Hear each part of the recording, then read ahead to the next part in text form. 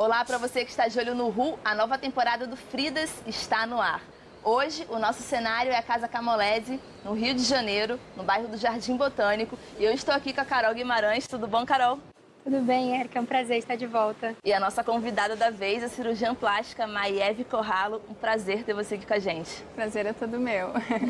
E para começar, eu queria falar do jiu-jitsu. Eu acho que uma das lesões mais comuns nesse mundo das artes marciais, né, é aquela orelha de couve-flor.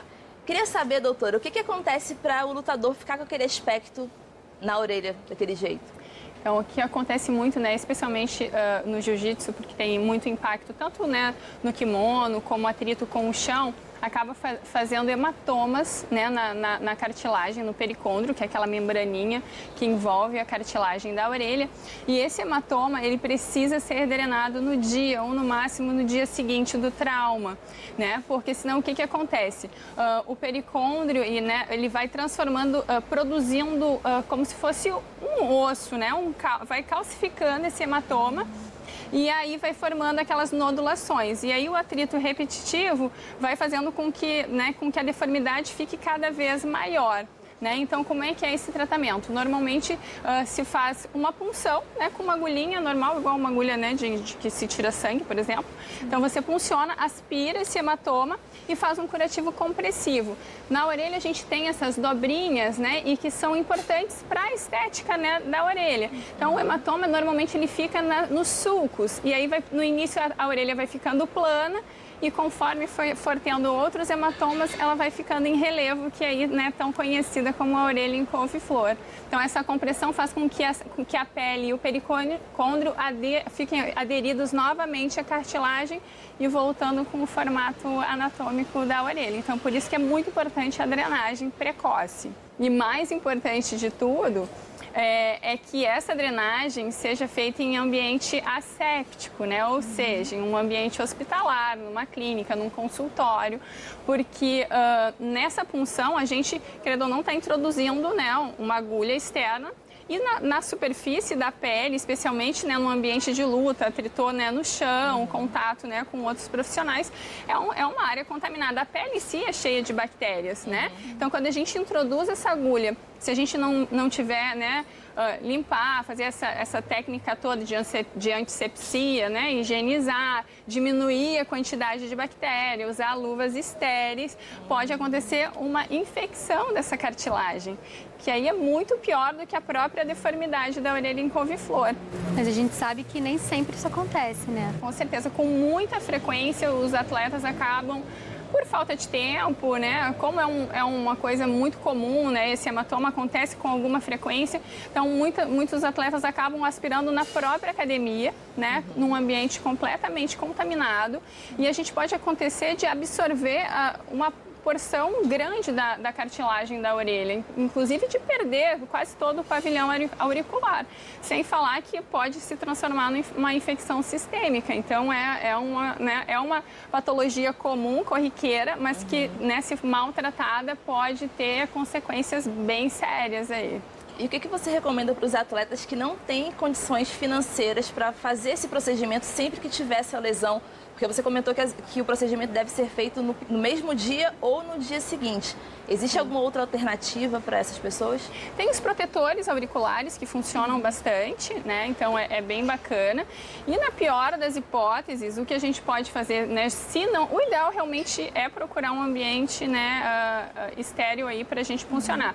Mas usar né, logo depois do trauma, colocar de repente fazer uns moldezinhos com algodão mesmo e usar uma faixa, essas faixas de tenista, faixinha de cabelo, comprimindo aí essa orelha para que o hematoma absorva de uma maneira, né, mais rápida, né, com a pressão o hematoma absorve, e manter pelo menos as definições das reentrâncias e sulcos, né, nas protuberâncias e sulcos da orelha. Então, de repente, é uma dica aí para quem, né, tá sem tempo ou não tem condições financeiras de procurar aí um hospital para drenar.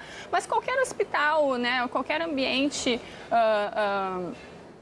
médico, né, tem condições de drenar um hematoma de orelha, né? Então, até para quem não tem plano de saúde, né, tem hospitais públicos que também, né, tem a parte ambulatorial. Então, todo mundo teria, né, condições de chegar até numa UPA, num pronto atendimento, né? É um ambiente onde tem o cuidado de antisepsia para evitar aí a contaminação. E falando de perda, existe perda auditiva quando faz esse procedimento? Então, assim, em princípio, não tem uma lesão do ouvido interno, da orelha interna, mas o que pode acontecer? Com os hematomas, né, subsequentes, pode acontecer de ocluir a entrada do meato auditivo e causar uma certa, né, diminuição aí da acuidade auditiva. Não diretamente, né, mas pela oclusão aí do meato do ouvido. Da orelha, né? Que hoje em dia tem essa... Doutora, a gente está falando aqui de um procedimento de prevenção, mas tem muitos lutadores de jiu-jitsu que acham que é bonito ter aquela orelha, é sinônimo de ser casca grossa e não fazem nenhum procedimento, gostam de ter aquele aspecto na orelha. Tem algum prejuízo na vida dessa pessoa, na saúde dessa pessoa, ter essa orelha assim? Pode ter algum prejuízo a longo prazo? Não, em princípio não, né? Então, assim, o prejuízo básico é estético, a não ser essa questão, né, da oclusão do meato, que é bem raro.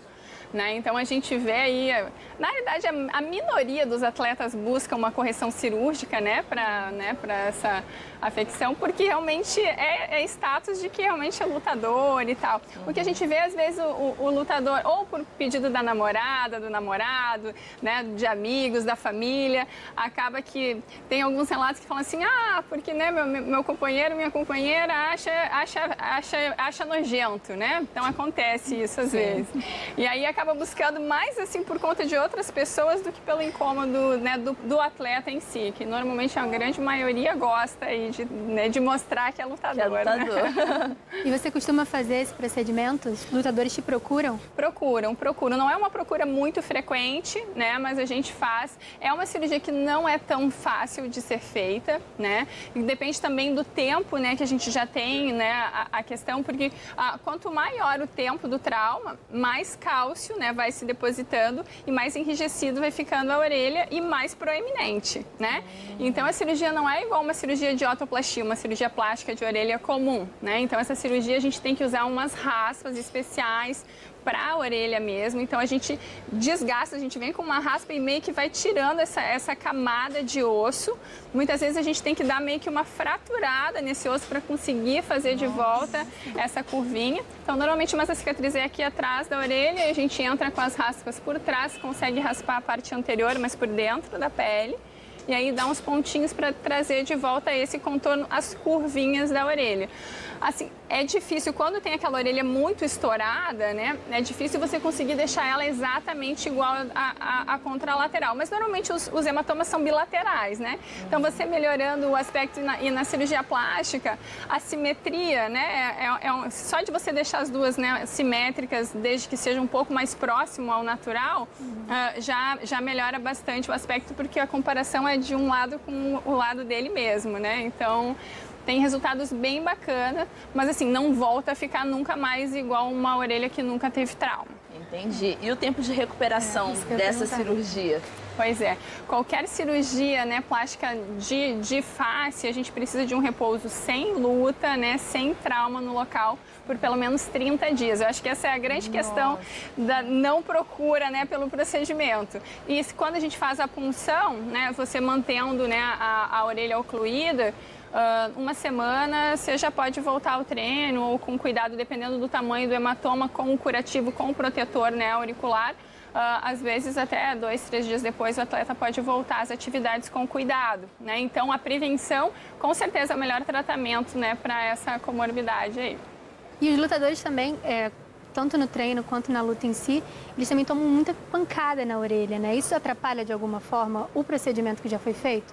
Sim, logo em seguida sim, porque os tecidos, eles demoram um tempo, né? A pele para grudar de novo na cartilagem. Então, a gente fez o curativo compressivo, né? Ou se fez a cirurgia, né? Tirou aquele hematoma, ele leva um trauma e aí pode fazer um novo hematoma e aí a pele já está descolada, então tende a acumular mais. Então, o hematoma tende a ser maior do que antes. Então, por isso que é muito importante o repouso aí de 30 dias, pelo menos, depois da cirurgia.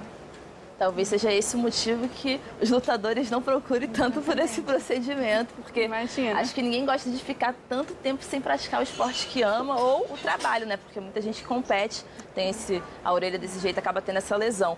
Agora, mudando um pouquinho, falando de lesão também, mas assim, a lesão no nariz. Quando a pessoa quebra o nariz e tem uma deformação no nariz, numa luta de MMA, uma luta de jiu-jitsu, é uma coisa que não tem muita escolha, né? A orelha tem esse problema e tudo bem, é só uma questão de estética. Sim. E no nariz, tem alguns lutadores que te procuram? Você já chegou a realizar algum procedimento?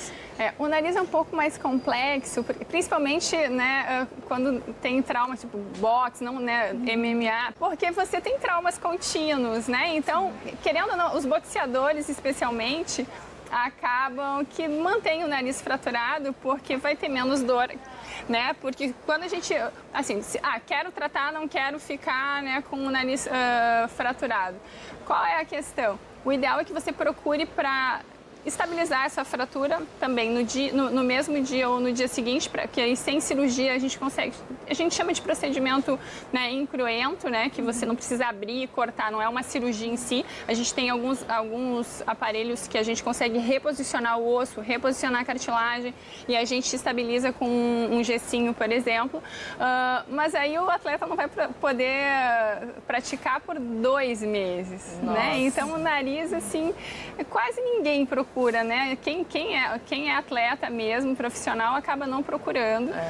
Ou só vai procurar depois que aposenta ou que já, né, não está mais numa atividade aí profissional, porque o trauma contínuo e aí a cirurgia de nariz... que você refazer uma cirurgia de orelha é muito mais fácil do que você refazer uma cirurgia de nariz. Então, cirurgia de nariz secundária, terciária, a gente começa a ter muita chance de complicação, de necrose de pele, né? A gente vai perdendo a cartilagem que a gente precisa para estruturar esse nariz. Então, no dia a dia, né, do lutador, a cirurgia de nariz não é uma procura, não é nem muito indicado, né? Você corrigir, obviamente, se for só uma redução, né, não cirúrgica, ok, você reduz, estabiliza, mas a cirurgia em si, o ideal é esperar aí realmente passar essa vida profissional. Tá certo. Gente, o papo está muito bom, mas a gente vai dar um rápido intervalo e já já a gente volta com Fridas.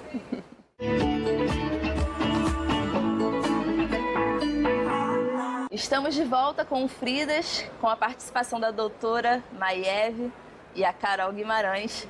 A gente estava conversando aqui sobre procedimentos cirúrgicos em lutadores, falamos da orelha couve-flor e agora eu queria mudar um pouquinho de assunto, falar de silicone. Tem muita mulher que luta, pratica artes marciais, seja MMA ou jiu-jitsu, e tem a prótese, né? Queria saber, doutora, como é que funciona, assim, que tipo de cuidado essas lutadoras devem ter para não prejudicar a prótese? Eu sei que a medicina evoluiu, muita coisa mudou, né? Então, assim, dá um panorama pra gente como é que tá a situação. Pois é. Então, em atletas ou pessoas que têm o hábito de malhar intensamente, atletas de alta performance, a gente evita de colocar prótese de silicone por baixo do músculo, né? Normalmente a gente tem essas duas vias, ou coloca por cima ou por baixo da musculatura peitoral. Então, o atleta, como ele utiliza muito, né, essa musculatura na luta também, né, tem muito movimento de braço, faz muito esforço, se a gente colocar essa prótese por baixo do músculo, a gente pode ter uma que pode acabar fazendo um hematoma, porque as próteses elas são rugosas, então toda essa irregularidade da parede com o atrito, né, do músculo pode acabar causando pequenos hematomas ou até um grande hematoma, dependendo do trauma. E outra que a compressão do músculo sobre a prótese pode causar deformidades. Então, quando, né, o atleta faz um movimento de braço, acaba marcando a borda superior da prótese, ou dividindo, dá uma sensação de que está dividindo essa prótese ao meio, então não fica completamente inestética a cirurgia, né? Então, o ideal é que a gente coloque ela por cima do músculo. E aí tem um grande inconveniente que normalmente o atleta que coloca a prótese tem pouca glândula, né? Tem pouca mama e tem um percentual de gordura muito pequeno também, né? Então a gente tem essa questão que normalmente as próteses ficam um pouco mais marcadas no atleta, porque no caso de mamas pequenas com percentual de gordura baixo, o ideal seria esteticamente de colocar por baixo do músculo. E aí a gente fica aí, né, nessa encruzilhada encruzilhada aí, então, mas não tem jeito, né, que, né, como, né, o atleta realmente precisa utilizar essa musculatura, a gente vai colocar por cima do músculo e explicando que tem um resultado um pouco mais artificial, a prótese fica um pouco mais marcada.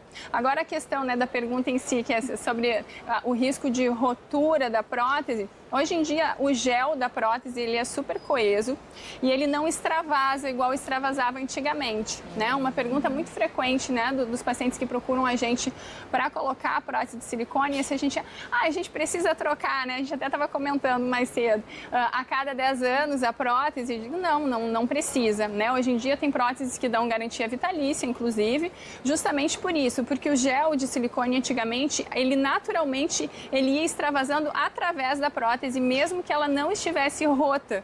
Então, ia causando um processo inflamatório e o organismo, ele tende a isolar todas as próteses. Então, a gente forma naturalmente, né, todos os pacientes, uma cápsula protetora, uma membrana, né, uma fibrose ali em volta dessa prótese, que, né, protege, até se acontecer, por exemplo, num trauma muito intenso, né, de romper aí essa prótese, que hoje em dia é muito raro, porque além do gel ser coeso, elas têm várias camadas de silicone por fora, então protegendo contra essa ruptura, então ela suporta uma pressão bem importante.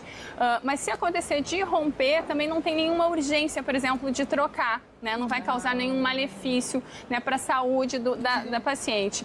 Tem alguns casos que podem começar a ter né, uma queixa de dor, mas não é uma dor insuportável. Começa a ficar, vai sentir especialmente a mama mais dolorida. O que a gente vê é que às vezes, como, né, tem trauma, né, na região, querendo ou não, pode acabar deformando essa prótese. Você vai notar que uma das mamas já não tem mais aquele formato tão redondinho e passa a ter esse desconforto. Tá? Existem, né, hoje em dia alguns protetores de mama, né, para as mulheres que têm prótese, mas em princípio não tem, assim, a chance de rotura numa luta é muito baixa com as próteses hoje em dia, graças a Deus. Já que a gente está falando de prótese e luta, a gente tem depoimento da Jamila Sandora, atleta de MMA, que já participou do Fridas lá no estúdio do canal Uhu. Vamos conferir. A gente tem um protetor, né, de seio, do mesmo jeito que os meninos têm a parte, sim. E até agora não aconteceu nada, mas é sempre bom estar fazendo ultrassom para ver se rompeu alguma coisa, se o gel espalha. Inclusive, até as pessoas que não fazem, que não praticam luta, precisam sempre estar fazendo esse exame. E aí, doutora, ela disse que precisa ter um acompanhamento. A gente estava falando que já existem próteses vitalícias, mas é necessária, né? Sim. Na realidade, toda mulher, né, deve se cuidar e prevenir. O câncer de mama, a gente recebe casos de pacientes cada vez mais jovens no consultório. Então, é muito importante, né, as pacientes que têm a prótese ou os pacientes que não têm prótese, o acompanhamento da mama anualmente, né, até os 35 anos de idade, dependendo, obviamente, dos fatores de risco. A gente acompanha com ultrassom das mamas, né, então pelo menos uma vez por ano. E depois dos 35, 40 anos com a mamografia. Tá? É uma outra dúvida, né, que os pacientes têm. Posso fazer mamografia com a prótese de silicone? Não vai estourar, né? Então, assim, pode sim. Obviamente que a técnica é um pouquinho diferente, então, quando for fazer o exame de mamografia, só lembrar, né, o técnico de radiologia que vai estar lá auxiliando no exame que tem os implantes mamários. Então, a pressão que o mamógrafo faz sobre a mama é menor, justamente para não ter, né, risco de rotura, e a maior parte das incidências da mama só pega a mama, não comprime a prótese em si. É um pouquinho mais desconfortável, mas dá para fazer. Não afeta, outra dúvida muito frequente, né? Vai dificultar um diagnóstico de um câncer de mama por conta das próteses, né? Eu tenho história familiar e tal. Não, então hoje em dia as técnicas de radiologia são super sensíveis, né? Então conseguem detectar as lesões mesmo nos pacientes com prótese. Se ficar na dúvida de alguma lesão, a gente também pode indicar um outro exame que é a ressonância magnética, né? Que pega toda, né, a região, não precisa da compressão, então, né? Que é tipo como se fosse um tomógrafo, para quem nunca fez, e que é até mais sensível, só que aí a gente, né, tem algumas questões médicas que de rotina para screening, normalmente o ultrassom e a mamografia são mais utilizados. Mas é importante, sim, o acompanhamento como qualquer, né, outra mulher, E aí, no caso, né, de detectar alguma deformidade, alguma rotura, ou o mais comum, na realidade, não é nem rotura, o que pode acontecer é por esses microhematomas, né, que podem acontecer, é fazer uma contratura capsular, o que para quem não conhece, né, que é um nome aí, né, termo totalmente médico, a gente, como a gente estava conversando, né, agora no início, o organismo ele forma uma cápsula em volta dessa prótese, que é uma membrana, uma proteção, né, para isolar, né, a prótese do resto, né, do organismo. E essa prótese, com o passar do tempo, com os hematomas, né, microhematomas que pode acontecer por pequenos traumas durante a luta, então pode ter uma incidência maior dessa contratura. Esse hematoma ali também vai fazendo uma fibrose. E aí o que acontece? Essa cápsula ela vai endurecendo, fibrosando e diminuindo de diâmetro, né? Com isso ela aperta a prótese e acaba fazendo uma deformidade, né, nessa prótese e tende a ficar mais marcado, ao toque fica mais enrijecido e tende a subir comparado com a mama contralateral. Então, nesses casos, a gente precisa trocar os implantes, né? Que usualmente a gente usa quando acontece isso, a gente troca a via, né? Se o implante está acima do músculo, normalmente a gente passa esse implante para baixo do músculo, mas nos atletas não, né? Isso não é. Não é que não é permitido, mas não deve ser feito, né? Porque pode ter todo aquele transtorno que a gente, né, explicou logo no início. Mas a gente troca, né? Só a prótese tira essa cápsula toda e pode colocar aí um novo implante para voltar aí com a estética e diminuir esse desconforto que normalmente acaba causando um pouquinho de dor também. E a amamentação? Então, os implantes não influenciam na amamentação. Justificando. É uma dúvida, né, bem importante. Existem vários mitos, né, em torno desse assunto. Então, é muito bom conversar com uma pessoa que entende, que faz esclarecer tudo pra gente. Com certeza. Então, uma dúvida é se o silicone pode passar por leite, né? Não passa justamente por isso. O gel, hoje em dia, ele fica completamente dentro da cápsula. Até no consultório eu sempre tenho alguma prótese rota para mostrar. Se a gente aperta a cápsula, ele meio que vem para fora e volta para dentro da prótese de tão coeso que ele é. Então, com certeza, ele não extravasa. A gente coloca a prótese por baixo da glândula, então não tem contato nenhum, né, com o ducto lactífero. Mas assim, o que acontece é que algumas mulheres não conseguem amamentar, obviamente, por motivos, às vezes, genético e tal. E tem uma técnica de colocação de prótese de mama que a gente tira tecido mamário ao mesmo tempo, né? Que são aquelas pacientes que têm uma mama grande, mas uma mama mais amolecida, com algum grau de flacidez. Aí a gente precisa tirar o tecido.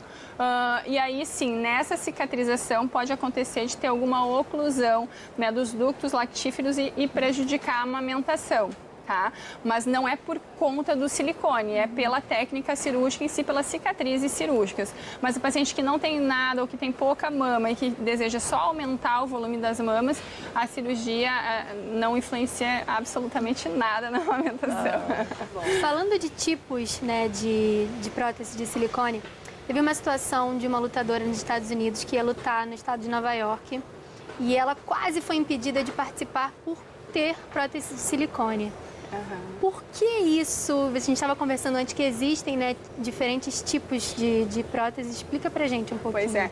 Então, assim, eu não sei exatamente qual é essa regra aí americana, mas um fato, né, que pode realmente ter contribuído é que nos Estados Unidos ainda se utiliza hoje em dia muita prótese salina. O que é isso? É uma prótese que ela tem uma válvula, tem uma mangueirinha ou uma válvula inclusa, né, dentro da prótese, que você vai injetando soro e aumentando ela de volume, né? Nos Estados Unidos tem muitas mulheres que usam aquelas mamas gigantescas, né?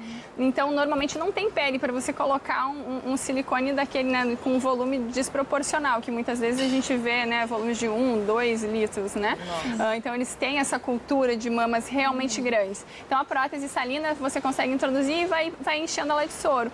Então, como ela funciona como uma bexiga, né? Então, a chance dela romper realmente é muito maior do que as próteses que a gente usa aqui no Brasil. No Brasil, as próteses salinas salinas a gente usa basicamente para as pacientes que têm câncer de mama, que realmente não tem pele e que a gente precisa realmente expandir aí essa pele dessa mama. E normalmente, na grande maioria dos casos, depois que a gente alcança o volume adequado, a gente troca esse implante por um implante de silicone mesmo, né, todo preenchido. Existem até alguns expansores de pele, que é, né, o nome, né, técnico para essa prótese salina, né, que hoje em dia eles são definitivos, né, eles têm uma cobertura externa de gel de silicone e uma parte interna que é uma bexiga, realmente uma bexiga de ar que você vai enchendo de soro para conseguir aumentar de volume. Esses implantes a gente não precisa trocar. E aí realmente o risco de romper, de extravasar esse soro é maior. Não que vai causar nenhum transtorno, mas vai ser meio que desesperador na hora você, né, tomar um golpe e de repente ficar com uma mão cheio. Assim. Imagina sendo, não imaginar. É isso, meninas, o nosso tempo aqui é contado. Muito obrigada, Carol, pela parceria. Obrigada, Érica. Foi um prazer conversar também com a doutora Maiev. Obrigada a vocês, Carol, Érica. Foi um grande prazer estar aqui com vocês. O Fridas foi pra conta, mas a ação continua nas nossas redes sociais. Até a próxima.